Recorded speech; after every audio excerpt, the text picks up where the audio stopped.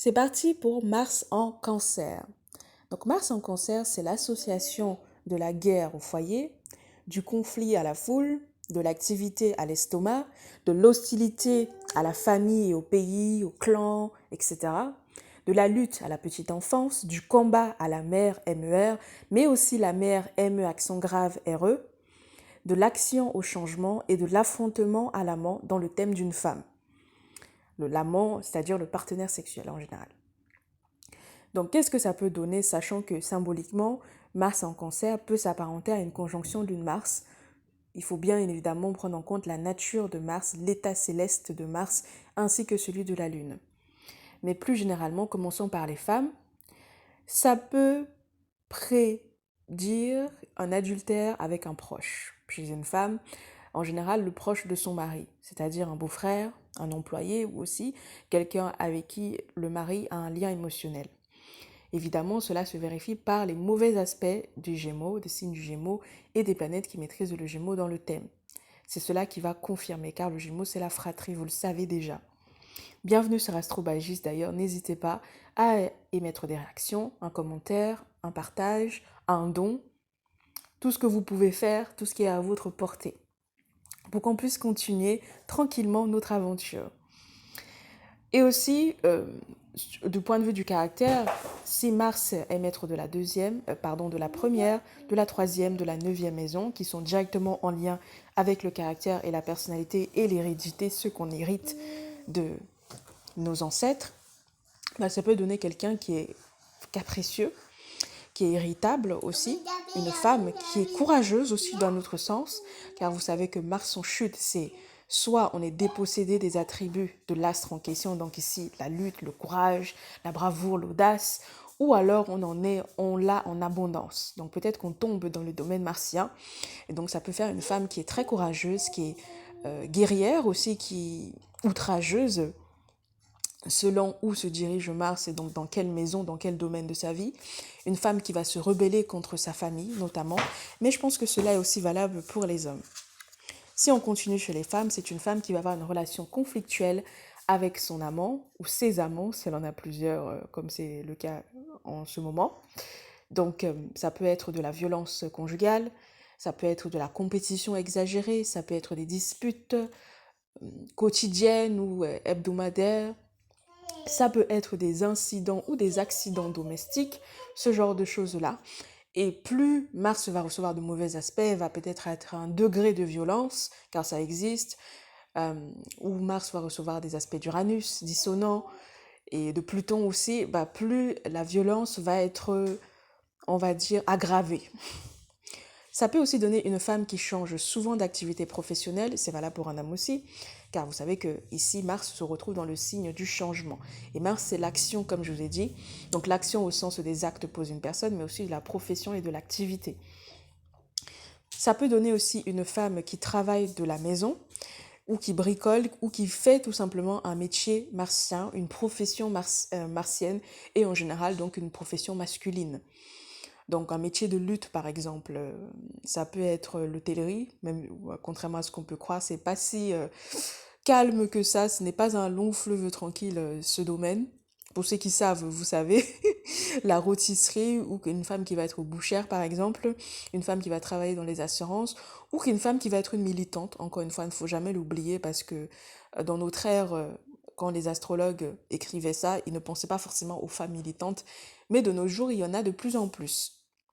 Ça peut aussi donner avec une femme qui a une lune maléfique, qui reçoit donc de très mauvais aspects parce qu'elle est débile, ou alors en détriment, c'est-à-dire en chute, en exil, en Capricorne ou en Scorpion, par exemple, et une femme qui a aussi en même temps une dominante uranienne et un Pluton dissonant, donc il faut que ça se cumule, donc soit la lune maléfique et Uranus dominant et Pluton dissonant, ça peut donner une femme qui est donc homosexuelle, qui est lesbienne, tout simplement.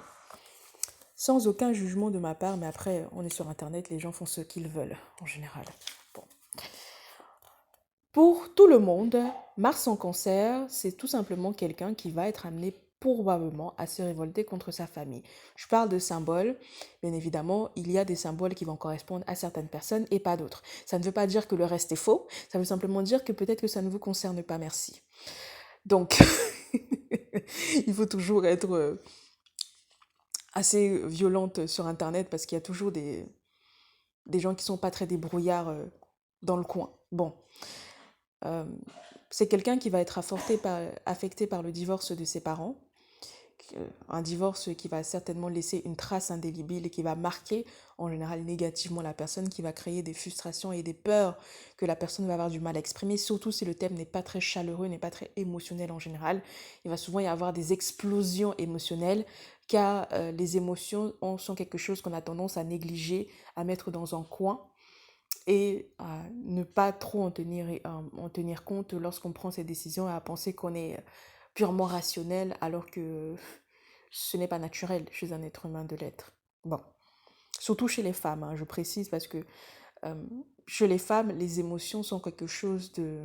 L'expression des émotions a un impact directement sur la santé physique, moins que chez les hommes, et sur la santé hormonale, sur la fécondité, sur la fertilité, etc. Et aussi sur votre fameux sex appeal et tous ces trucs-là que les gens adorent discuter de nos jours. Bah, ça a un impact sur tout ça. Donc c'est pour ça que c'est souvent intéressant quand on regarde un thème de bien comprendre est-ce qu'on regarde le thème d'un homme ou on regarde le thème d'une femme. Parce que selon les symboles, les principes masculins sont d'autant plus importants chez les hommes que chez les femmes. Sauf si, encore une fois, c'est directement lié au caractère, comme d'habitude. Autrement, Mars en Cancer, ça peut donner une personne qui a un attachement particulier à l'un de ses parents. Donc ça peut être la mère ou le père selon les aspects que reçoivent Mars. Mais en général, on va dire que comme Mars, c'est le principe d'agressivité, d'hostilité envers autrui, la combativité, ce sont des personnes qui vont être agressifs envers eux-mêmes, tout simplement. Qui vont à dessein se nourrir de choses qui détruisent leur santé, qui vont avoir une alimentation qui détruit qui provoque des troubles digestifs jusqu'à ce qu'ils décident d'en prendre soin. Et d'ailleurs, ça peut aussi donner des personnes qui vont justement militer pour la digestion et pour qui vont combattre et qui vont diffuser par exemple des contenus ou du savoir pour justement aider les gens à mieux manger par exemple. Donc c'est ça aussi Mars en chute. Donc comme je vous dis souvent, les aspects dissonance ce n'est pas fatal, pas forcément. Ça dépend de ce qu'on en fait. Et en général, les astres en chute, la plupart des gens les subliment quand ils le veulent bien. Et aussi, voilà, on se nourrit, il y en a très certainement souvent des brûlures d'estomac qui causent justement, qui emmènent à s'intéresser à ces domaines de plus près. D'un autre côté, d'un point de vue plus intellectuel, philosophique, Mars en Cancer, ça peut aussi donner une personne qui se bat contre son pays, qui attaque son parti politique, par exemple, qui attaque son clan, qui attaque les siens, donc qui attaque son peuple aussi, on peut dire, donc pour une femme noire, les femmes noires, qui attaque pour un homme blanc, bah, des hommes blancs, pour une femme blanche, etc., vous avez compris. Et aussi sa mère, évidemment, ce qui est tout à fait prédictible. Mais en général, la violence et la combativité s'exercent plutôt dans une profession martienne, dans les gens dont la vie n'est pas très chaotique, on va dire ça. Comme je le dis souvent, encore une fois, on tombe dans les domaines signifiés par l'astre en question. Donc soit on a en abondance la violence, ou soit bah, on n'en a pas, tout simplement. Car Mars ici est dans un signe d'eau, donc on a plutôt tendance à épouser l'environnement dans lequel on se trouve. Donc si on est dans un environnement violent, on va être violent. Si on est dans un environnement doux, on va être doux, etc. D'où le fait que la compagnie, l'entourage est très important pour les personnes qui détiennent ce Mars en Cancer, surtout s'il est en lien directement avec le caractère de la personne. Je ne sais plus où j'en étais car nous avons été interrompus par notre assistante célèbre. Je suis partie la chercher, elle faisait des bêtises de l'autre côté. Anyway, je dirais que Mars en Cancer, psychologiquement, c'est quelqu'un qui refoule ses émotions, tout simplement. Car on peut dire littéralement, c'est l'image symbolique de la lutte contre les émotions, si vous voulez le voir comme ça. D'un autre côté, parce qu'on a la lutte martienne et les émotions cancer lunaire. Ou alors quelqu'un qui a un sang-froid excessif, autrement dit. Surtout si l'ensemble du thème est très Capricorne, Verseau, voilà, les gens qui ne sont pas forcément enclins à être des émotifs. D'un autre côté, on peut avoir tendance à se fixer justement sur certaines émotions précises et ne pas en sortir, comme un refuge. Avoir toujours les mêmes réactions, peu importe la situation. Par exemple, avoir recours au sarcasme, forcément, avoir recours à l'ironie, avoir un humour noir, à la colère aussi, au rejet des émotions, au déni, ce genre de choses. Donc on s'attache à un certain type d'émotions et on en rejette d'autres ou on se méfie des autres alors qu'elles sont tout aussi légitimes, par exemple. Mais en général, comme je vous dis, c'est quelqu'un qui sublime ses émotions. Et aussi, enfin, on pourrait dire que pour les hommes, car Mars c'est l'érection, en bon de mou, je ne dirai pas plus.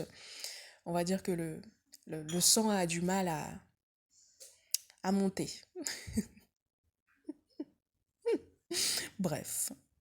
Il faut voir les autres aspects évidemment de Pluton notamment, de la 8e maison et de tous les astres qui graviteraient dans le signe du Scorpion. D'un autre côté, Mars en Cancer de manière plus réjouissante, quand on est en lien avec le public, quand on est un commerçant notamment, ça peut être des personnes qui vont avoir un lien privilégié, un lien émotionnel avec leurs clients. Donc si ce sont des créateurs de contenu envers leur public, avec leur audience en général, si c'est un média, une personne qui dans l'intimité va être extrêmement dictatoriale, car Mars est en chute, donc en opposition avec Mars exalté en Capricorne, et une femme qui devrait d'ailleurs étouffer son amant ou un homme qui étouffe sa partenaire, par exemple. Et d'un autre côté, socialement, Mars en Cancer, c'est quelqu'un qui est unpopular, comme on dit en anglais, qui a une impopularité, qui va souffrir de la cancel culture, comme on dit, du grand public en général ou du mainstream pour l'anglicisme. En général, c'est plutôt l'hostilité des femmes, hein, vu que le cancer, c'est un principe féminin, ce sont les femmes, même d'ailleurs, dans le thème astral, en astrologie, c'est les femmes, la jante féminine. Et donc ça peut être de l'hostilité dans le sens de la concurrence, de la lutte, un peu de rejet et de la violence verbale. Parfois, ça dépend des aspects, surtout les aspects Mercure, etc. Mais quelqu'un qui va devoir lutter avec les femmes. Ou alors quelqu'un qui va lutter pour les femmes, car c'est le même symbolisme, ça s'en rapproche. Donc on va lutter pour les femmes de notre clan, donc pour les femmes cette fois-ci, pas contre les femmes ou contre certains comportements féminins. Donc ça peut être, si c'est une femme qui va militer par exemple pour les femmes noires, pour leurs droits, ou une femme qui va militer pour les femmes au foyer plus généralement, pour les femmes traditionnelles, par exemple les femmes qui veulent s'occuper de leur mari, vivre d'une certaine manière, comme on le faisait dans le temps avec nos partenaires de vie, etc. Une certaine idée de la féminité qu'elle va revendiquer. Et surtout, ça se renforce par les aspects Lune-Uranus et la 11e maison. Donc, soit ça va être dans son cercle restreint ou alors socialement et politiquement qui va essayer d'imposer ou de faire respecter ces idées-là auprès du grand public, auprès du peuple. Vu que le cancer, c'est le signe du peuple. Donc, je ne sais pas si vous avez remarqué, le cancer, c'est à la fois le signe de l'intimité, donc des proches, mais de la foule aussi. C'est-à-dire l'intime et la foule. Donc, c'est deux principes qui peuvent s'opposer, mais qui sont symbolisés en astrologie par la même chose. Et c'est la même chose quand je vous dis, par exemple, la sexualité, que le scorpion, c'est à la fois la prostituée et le sexologue. C'est souvent le cas, en fait. Parce que c'est toujours la sexualité. Et je pense que plus vous raisonnerez comme ça en astrologie, plus facilement elle va paraître intuitive et donc plus simple, car nous sommes des femmes et c'est beaucoup plus facile pour nous d'agir, de comprendre par intuition que par calcul, mathématique, etc. Même si évidemment je pense que la méthode et l'organisation sont nécessaires pour comprendre l'astrologie. Je pense que je vous ai dit l'essentiel sur Mars en Cancer. N'hésitez pas, encore une fois, en connaissant tous les symboles de Mars et de la Lune, à faire vos propres analogies dans votre coin, à essayer de raisonner dans ce sens-là, d'essayer de construire même des phrases qui résonneraient directement avec la position astrale de Mars en Cancer. Comme ça vous aidera à plus facilement faire vos interprétations dans votre petit coin. Quelques exemples de Mars en Cancer, j'en ai pris quelques-uns dont j'ai regardé le thème personnellement. Donc j'ai essayé de fonctionner différemment pour chacun des épisodes. Vous m'excuserez parce que c'est pas inégal, mais il y a des choses qui me parlent plus que d'autres, qui me semblent à ce stade plus essentielles à aborder que d'autres. Donc, pour les autres choses que les autres personnes que je ne mentionnerai pas, c'est partie remise. Vous avez Candace Owens. Donc pour ceux qui ne connaîtraient pas Candace Owens, c'est une podcasteuse afro-américaine qui est républicaine. Donc déjà, quand on dit afro-américain et républicain, ça fait parce qu'il y a beaucoup de gens qui partent du principe que la peau noire, c'est un vote, c'est une couleur politique, et donc les noirs sont forcément de gauche, et aux États-Unis, ils sont forcément démocrates. Donc déjà, rien que ça, c'est déjà beaucoup. Et c'est une femme qui s'exprime très bien, qui est très éloquente et qui est très véhémente sur plein de sujets. Certains disent qu'elle est d'extrême droite. Moi, j'ai tendance à ne pas trop croire à ces trucs d'extrême, parce que je trouve que c'est caricatural pour n'importe qui, hein, extrême droite, extrême gauche, car les gens ne sont pas extrêmes, en fait, ils sont juste qui ils sont. C'est juste que parfois ils peuvent être juste très différents de nous, mais ils ne sont pas extrêmes. Enfin, vous voyez, je trouve que c'est un peu ça juge un peu trop, et donc j'aime pas trop ces expressions-là. Mais voilà, elle fait partie des conservateurs aux États-Unis, et c'est une femme qui a donc Mars en Cancer, qui est Taureau, avec une Lune en Verseau et un Jupiter en Gémeaux. Et son Mars, c'est très intéressant car elle reçoit une opposition d'Uranus. Et par rapport à ce que je vous ai dit plus tôt, Mars, surtout en Cancer, en opposition à Uranus en Capricorne, c'est donc une femme qui mène des luttes explosives, qui fait un combat littéralement pour l'éveil des populations. C'est quelque chose qu'elle dit énormément dans ses podcasts. I'm here to wake you, wake up America. Vous voyez, parce que moi je parle anglais, donc je comprends ce qu'elle dit dans ses podcasts parce que je les regarde en version originale sans sous-titres. Et donc, elle a beaucoup cette expression « réveillez-vous, éveillez-vous ». Et je suis certaine que c'est une Iranienne. J'ai une théorie sur son heure de naissance qu'elle n'est pas connue. Et peut-être que, comme elle vient à Paris souvent, je la rencontrerai et je vous ferai un épisode avec elle, car elle est plus ouverte à l'astrologie qu'elle ne l'était quand elle était au Daily Wire. Donc c'est intéressant. Elle aussi chrétienne, on va dire pratiquante, et plus récemment catholique à cause ou grâce à son mari, je ne saurais pas trop comment le dire, excusez-moi. C'est aussi une militante pro-life, donc on peut dire littéralement que c'est une femme qui se combat pour la vie des fœtus noirs en particulier. C'est vraiment quelque chose sur lequel elle se concentre, pas parce qu'elle est raciste ou quoi que ce soit, mais parce que la plupart des plannings familiaux sont positionnés, sont localisés dans les quartiers défavorisés, et en général des quartiers où il y a beaucoup de noirs et de latinos, mais principalement des noirs. Et sa théorie qui est justifiée et qui est audible du moins, c'est que Margaret Sanger, qui est à l'origine du planning familial, était une femme eugéniste et profondément raciste. J'ai eu à lire ses travaux, encore une fois je parle anglais, et je peux vous dire qu'il y a de la matière. C'est intéressant pour ceux qui s'intéressent à ce genre de sujet. Elle était effectivement très raciste, elle avait un plan d'extermination des Noirs. Et pour ceux qui s'intéressent encore de plus près, je vais m'arrêter là parce que ce n'est pas le sujet, mais il y a plus de 60 millions d'Américains qui ont été, entre guillemets, tués, fermez les guillemets, à cause de l'avortement aux États-Unis. Donc, pour le dire autrement, aux États-Unis, les Afro-Américains représentent 13 à 15%, je pense, de la population. Mais s'il n'y avait pas eu la campagne, la propagande, oui, vous voyez mon sentiment par rapport à ça, pour l'avortement, je pense que les Afro-Américains représenteraient 30 à 40% de la population américaine, normalement. Donc je sais plus si c'est 60 millions par an ou c'est 60 millions en... Parce que ça fait combien de temps que ça existe tout ça? Ça fait pas très longtemps. Mais voilà, donc en gros, il y a des millions d'Afro-Américains qui meurent à cause de l'avortement et à cause du fait que ça cible plus précisément les personnes défavorisées. Donc moi, je trouve ça intéressant comme discussion, mais on l'aura certainement plus tard. Mais voilà pour ce qui est de Candace Owens, c'est un sujet qu'elle étudie. Elle a tendance, quand elle s'intéresse à un sujet, comme là elle a fait avec les origines de Kamala Harris, qui nous a fait une blackface politique. Moi, j'ai pas trop apprécié personnellement. Je peux vous dire que je pense qu'elle mérite de la prison pour ce qu'elle a fait. Mais quand elle s'intéresse à un sujet, en général, elle étudie, elle le documente. Donc, pour les gens qui la qualifient d'extrême, je pense qu'ils doivent au moins avoir l'honnêteté intellectuelle de l'écouter de bout en bout pour vous rendre compte que certes, il y a des choses qui peuvent vous paraître exagérées, mais la plupart du temps, quand elle a des opinions sur quelqu'un, ça ne sort pas de son chapeau, c'est qu'elle a des arguments. Bon. Donc voilà pour ce qui est de Candace Owens, très intéressant. Et pour terminer sur le côté militant pro-life, elle a Mars en cancer qui est donc la défense des enfants, de la petite enfance.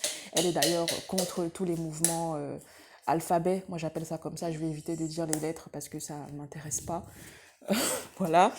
Mais même si je n'ai rien contre les personnes qui vivent ça personnellement, mais je n'aime pas le mouvement en lui-même. Du moins je m'y oppose pour être très très clair. Car je trouve qu'il a des impacts beaucoup plus nocifs que amélioratifs, même pour les personnes directement concernées. Donc, encore une fois, ça, c'est un autre sujet. Je ne sais pas ce que les gens vont conclure de ce que je viens de dire là, mais en tout cas, j'ai dit ce que j'avais à dire. Et son Mars est encadré par Jupiter, donc symbole des enfants, et Pluton, la mort. Donc, vous voyez, donc on pourrait dire, elle combat contre la mort des enfants. Voilà. Donc c'est intéressant, je parlerai certainement de Candace, un de ces quatre. Ensuite, vous avez Chris Brown. S'il te plaît, Odalie, s'il te plaît. Vous avez Chris Brown, qui est donc taureau, lune en taureau, ascendant lion, je crois, qui a donc... Ah, s'il te plaît, chérie. Qui a Mars en cancer, avec une lune en taureau et Jupiter en gémeaux. Alors Chris Brown, il a la une en ce moment, car il a un historique de violence, enfin... Bien que ses fans essayent de fermer les yeux sur le sujet car il est encore jeune et séduisant. Mais Chris Brown apparemment souffre mentalement. Et il a une opposition Mars-Uranus. Donc, c'est quelqu'un qui a un caractère violent, clairement. Ça peut aussi donner ça à l'opposition Mars-Uranus, surtout Mars en chute et Uranus en Capricorne. Et c'est le cas de le dire car il a une longue liste de plaintes et de condamnations pour violence, que ce soit envers les femmes en priorité, mais aussi envers certains hommes, car c'est quelqu'un qui a du mal à contrôler sa colère. Quelqu'un m'avait demandé une fois sur cette chaîne, qu'est-ce qui indique qu'une personne peut avoir du mal à contrôler sa colère, avoir du mal à contrôler ses pulsions? Mars-Uranus, surtout un Mars en chute, en opposition à Uranus, ça c'est clairement la violence. Donc je pense que c'est aussi valable pour Candace Owens, je ne sais pas. En tout cas, ça serait à creuser. Peut-être pas la violence pour elle physique, car je ne la connais pas, il n'y a pas de plainte à ce sujet. Contrairement à Chris Brown qui en a plus d'une vingtaine, ça c'est clair et net. Même si ses fans, encore une fois, font les aveugles, et les sourdes et les muettes. Mais Candace n'est pas connue, je pense que c'est vraiment plus sur ses combats politiques. Et peut-être aussi que dans son intimité, elle subit des attaques et elle se bat en fait. Parce qu'elle a appris à chasser, ce genre de choses. J'ai appris ça dans plusieurs de ses podcasts. Anyway. Donc vous avez compris que j'écoute. Pas forcément pour les raisons que vous croyez, mais parce que moi je suis astrologue et j'essaye d'avoir le maximum d'indices sur sa vie pour pouvoir bien faire son thème de naissance. Et être en avance pour le moment où je la rencontrerai, car je la trouve intéressante. Il n'y a pas beaucoup de gens comme elle. Zendaya. Mars en cancer, lune en taureau, Jupiter en capricorne. Je ne sais pas quels sont les combats de Zendaya, elle a une heure de naissance vérifiée. Alors, est-ce que c'est un combat contre les addictions? Car Mars est en opposition à Neptune en Capricorne qui est dans la 12e maison. Et vous savez ce avec quoi Neptune et la 12e maison sont en analogie. Donc peut-être est-ce ça, mais on le verra certainement, car elle est en train de prendre en popularité et peut-être qu'elle sera beaucoup plus véhémente, beaucoup plus expressive sur ses combats qu'elle mène. Car elle n'est pas connue, à mon sens, pour avoir plongé comme beaucoup d'enfants Disney, pour avoir été addicte à plein de choses, ou peut-être qu'elle est en secret, elle a une addiction qu'elle cache très bien, ou du moins qu'elle n'est pas connue du public, ou alors qui est différente. forcément, que les gens ne voient pas forcément comme une addiction en soi, parce que c'est pas forcément quelque chose de matériel, qu'elle cache bien et contre lequel elle se bat dans l'ombre. Vous savez, car la 12e maison, ce sont la vie secrète des personnes. Donc n'hésitez pas à me dire si vous en savez un peu plus sur Zendaya ou si vous avez votre théorie, évidemment en restant en harmonie avec son thème de naissance. Ensuite, vous avez Mars en Cancer et la Lune en Sagittaire et Jupiter en Taureau chez Picasso, qui a Mars d'ailleurs sextile à Saturne et à Neptune et à Uranus. Donc encore une fois, parfois les mauvais aspects, ça ne condamne pas. Les gens peuvent les sublimer. Vous avez Picasso, qui est un des plus grands peintres qui a existé, qui a Mars en Cancer, quoi. Bon. Et enfin, vous avez Cardi B, car on m'a demandé de faire un épisode sur elle, mais j'ai un peu du mal, car c'est pas forcément un personnage qui m'intéresse. Mais elle a Mars en Cancer avec une Lune en Bélier et Jupiter en Balance. Quelle est sa lutte? Est-ce que c'est lié à ses parents, à un divorce par exemple? Car je ne sais pas si vous connaissez, vous avez des infos sur sa vie familiale. Elle a Mars dans la 4e maison, opposition à la 10e. Mais voilà, si vous voulez que je me pense sur elle, car il va falloir orienter son thème, car son heure de naissance, a priori, n'est pas sûr. N'hésitez pas à me le dire dans les commentaires et surtout à me faire un don, notamment si vous n'avez pas un badge. Pour les vidéos à la demande, surtout pour les personnages qui ne m'intéressent pas, c'est minimum 20 €. Parce que franchement, je ne pourrais pas sinon.